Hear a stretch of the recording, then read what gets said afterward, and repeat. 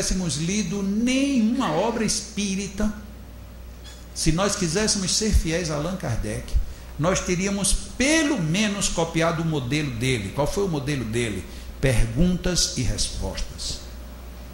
Quando a gente está numa reunião espírita e começa a perguntar, faz 3 perguntas, depois da terceira pergunta, o que acontece? Ou a gente se cala, ou a gente vai para a reunião de desobsessão, porque isso é obsessão. A gente não pode perguntar nada a ninguém. Não pode. Então, o não perguntar é quebrar o primeiro... Antes de entrar na essência espírita, o primeiro modelo de Kardec foi perguntas e respostas, só no Livro dos Espíritos, 1019, fora as subperguntas. No Livro dos Médiuns tem pergunta, no Evangelho tem pergunta, na Gênese tem pergunta, no Céu e Inferno tem pergunta, e ainda por cima, tanto vinha naturalmente quando ele chamava. É muita petulância, se fosse hoje, e é muita coragem no tempo dele. A pessoa se suicidou, ele nem sabe quem é, leu no jornal, mas tem uma reunião hoje à noite, evoca o suicida hoje.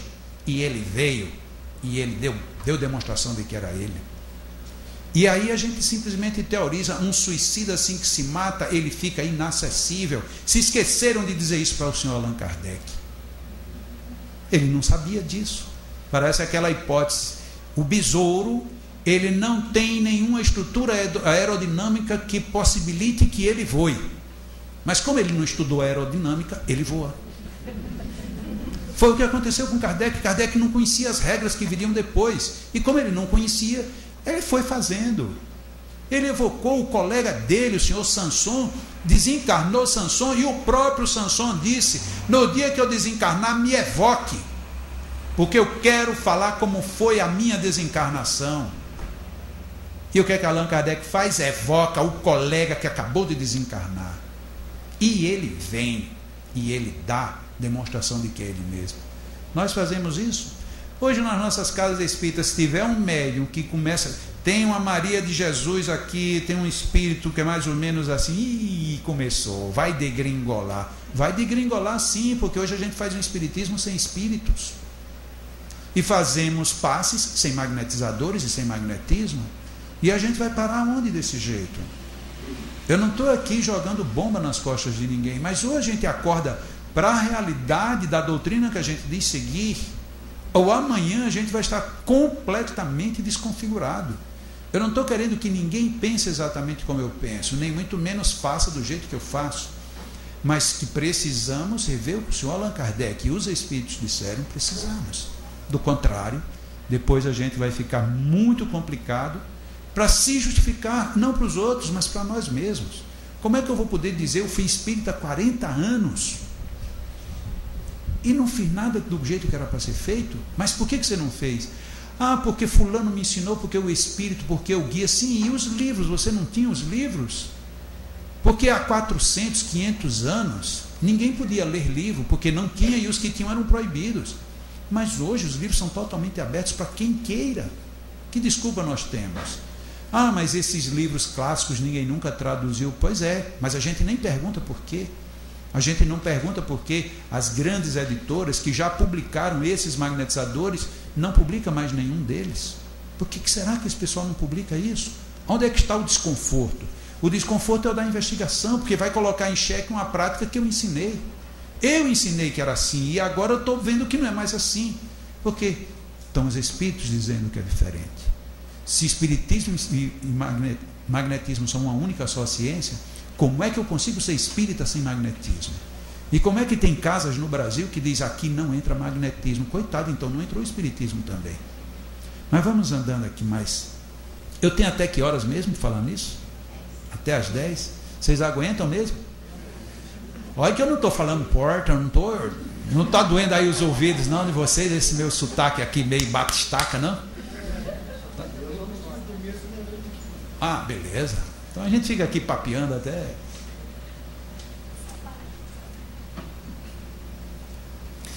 E aqui um aspecto histórico. Veja como Allan Kardec parece que ele, de certa forma, ele sabia que lá na frente ia precisar dessas explicações.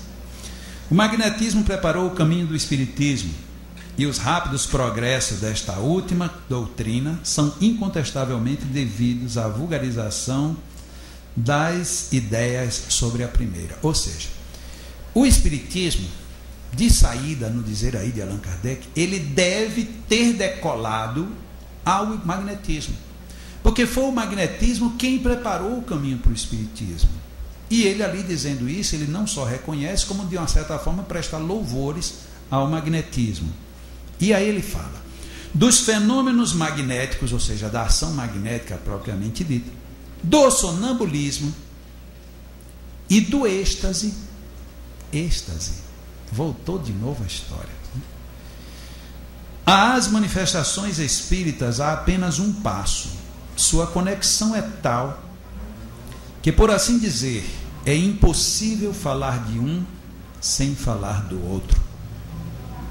Olha o conceito que Allan Kardec tinha do magnetismo com o espiritismo. É impossível falar do espiritismo sem o magnetismo e vice-versa. Mas nós, os espíritas, fazemos isso. É como se fossem duas coisas que não tivessem qualquer relação uma com a outra. Aí ele coloca: se tivermos que ficar de fora da ciência do magnetismo, se tivermos quem? Era ele estava falando dele ou ele estava falando da doutrina? Porque ele começou ali falando da doutrina. Então é lógico que ele está falando da doutrina, este é o contexto. Porque alguém uma vez já me disse assim: não, mas ele estava dizendo era dele. Não, o contexto ele também falando da doutrina. A doutrina agradece ao magnetismo. E esse magnetismo ele está tão intrínseco ao espiritismo que não dá para falar de um sem falar do outro. E se tivermos que ficar de fora do magnetismo, portanto, quem tem que ficar de fora? O espiritismo. Se o espiritismo ficar de fora da ciência do magnetismo, nosso quadro ficará incompleto e poderemos ser comparados a um professor de física que se abstivesse de falar da luz. Mas nós conseguimos essa proeza: falar de espiritismo, fazer espiritismo sem magnetismo. Ou então temos que reconhecer, até a analogia dele é perfeita. Um professor de física que não fala de luz, a gente está com um facho de luz chamado espiritismo, mas que não consegue iluminar 2 passos na frente, porque está faltando a bateria. Olha que sempre mais perfeito. A bateria da luz do espiritismo é o magnetismo. Mas a gente jogou isso tudo fora. Êxtase, o que é êxtase? O que é um êxtase espírita? Essas perguntinhas são tão chatas, porque a gente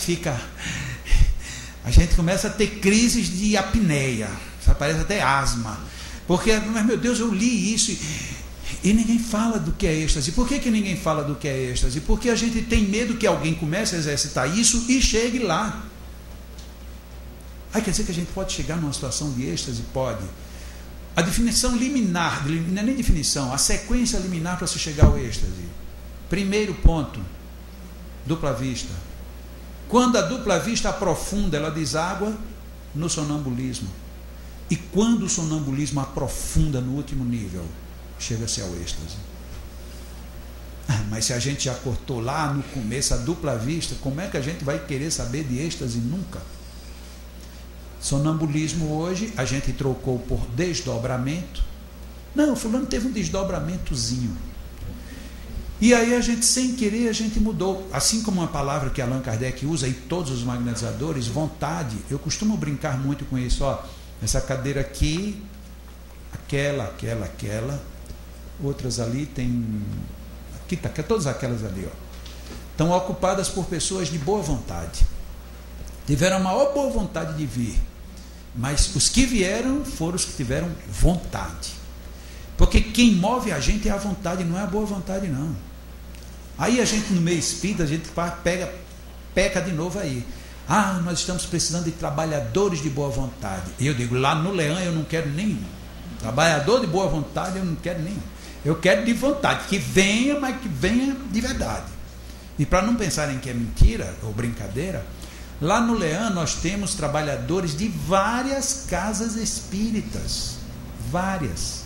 E temos ainda, nos damos ao luxo de ter uma passista católica apostólica romana, porque ela achou que tinha condições de curar, foi lá na instituição, perguntou se poderia fazer o curso, fez o curso, depois perguntou se poderia fazer um treinamento na instituição, fez, e quando terminou ela disse, lá na igreja não vão deixar, eu posso aplicar aqui? Pode. e é uma senhora magnetizadora. E ela disse: Jacó, hoje eu já entendo muita coisa do espiritismo, mas eu ainda não tenho coragem de me dizer espírita. E você vai à missa ainda e disse: vou porque a família cobra, mas eu estou lá e disse: meu Deus do céu, isso está errado. Ela fica lá brigando com o padre o tempo todo. E o marido dela é ateu. E um dia eu estava viajando, quando eu cheguei na segunda-feira, nós só aplicamos passes nos idosos da nossa instituição, que são idosos extremamente carentes, não são idosos de pessoas ricas que pagam para ficar lá, não. São idosos abandonados. A maioria chega lá, que é a própria promotoria de justiça e defesa do cidadão que pede, e a gente coloca lá. E na segunda-feira é o dia que a gente faz magnetismo nos idosos. Fazemos na segunda e na quarta, só que na segunda é a dedicação integral só para eles. E um dia eu cheguei numa segunda-feira, cheguei no domingo à noite, segunda-feira de manhã, e eu fui lá, que quase nunca dá, porque quando eu chego em casa na segunda-feira já é 2, 3, 4 horas da manhã, e não dá para as 7 horas estar em pé e aplicando passes, mas quando dá eu posso. E nesse dia eu chego lá, quando eu cheguei em cima da hora já tinham começado. E lá a primeira coisa que a gente faz na segunda-feira é magnetizar as águas dos idosos, que então todos os trabalhadores ficam ali magnetizando as águas. E quando eu entrei no maior silêncio, quem eu vejo? Está lá o ateu. Então, de olhinho fechado, compenetrado, todo mundo lá e ele lá no meio. Eu digo: Jesus. Quase que eu me tornava protestante e dizia: sangue de Cristo tem poder, porque é um negócio sério. Quando terminou aquilo, que ele baixou as mãos, que ele abriu os olhos, que me viu, ele teve um susto.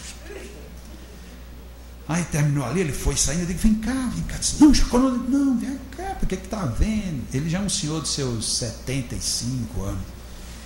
Ele disse: não, é porque eu fiquei ali, olha, você sabe, eu gosto tanto de vir, e aí eu fico aqui, e aí eu sinto um negócio saindo de mim. E aí um dia eu coloquei as minhas mãos, olha, eu me senti tão bem depois. Eu digo: Deus está operando pelas suas mãos. Ele diz: eu não sei se é esse negócio que você chama de Deus, mas que é uma coisa que vem. Pois é, lá no Leão a gente tem até um ateu que magnetiza a água, já pensou? Então é uma instituição fantástica. Vamos em frente. É isso daí, esse texto todo, ele está na Revista Espírita, que é o texto da Revista Espírita de março de 1858. Contudo, como o magnetismo já possui entre nós órgãos especiais, justamente acreditados, seria supérfluo insistirmos sobre um assunto tratado com superioridade de talento e de experiência. Então aí Allan Kardec explicava por que ele não tratou tanto de magnetismo no espiritismo, porque na época havia consultório de magnetizadores para tudo quanto era lado, em toda esquina tinha um magnetizador. E havia uma literatura muito vasta, muito farta. Só o Barão de Poté, o que ele tinha na época era algo astronômico. Havia um jornal também de magnetismo que toda semana circulava, e inclusive isso hoje em dia é possível se resgatar com alguma dificuldade, mas é possível se resgatar vários desses jornais pela internet, porque o Google ele está fazendo um trabalho magistral de fazer digitação de obras antigas, e o magnetismo está sendo muito bem contemplado com isso. Então Allan Kardec diz aí que ele não entrou no espiritismo a fundo no magnetismo porque já tinha tudo e estava muito bem dirigido. Mas ele conclui este artigo dele, que é um artigo primoroso, Magnetismo e Espiritismo, ele conclui dizendo que ao magnetismo não nos referiremos senão acessoriamente, mas de maneira suficiente para mostrar as relações íntimas das duas ciências, que na verdade não passam de uma. Isso daí é março de 1858, portanto, praticamente um ano depois de O Livro dos Espíritos. Allan Kardec volta a bater no mesmo ponto. Vamos em frente. Livro dos Médiuns, do Laboratório do Mundo Invisível. Aquela situação que no capítulo 7 tem aquela senhora que estava doente, foi visitada por um homem, só que o homem não a visitou, e ele era encarnado, mas ela viu o homem, e o homem tira uma caixinha de rapé de um bolso de algibeira e cheira, e então ela teve a certeza de que era aquele homem. E aí esse assunto vai levado a Allan Kardec. Eu só penso se isso acontecesse nos dias de hoje e alguém viesse levar para um centro espírita.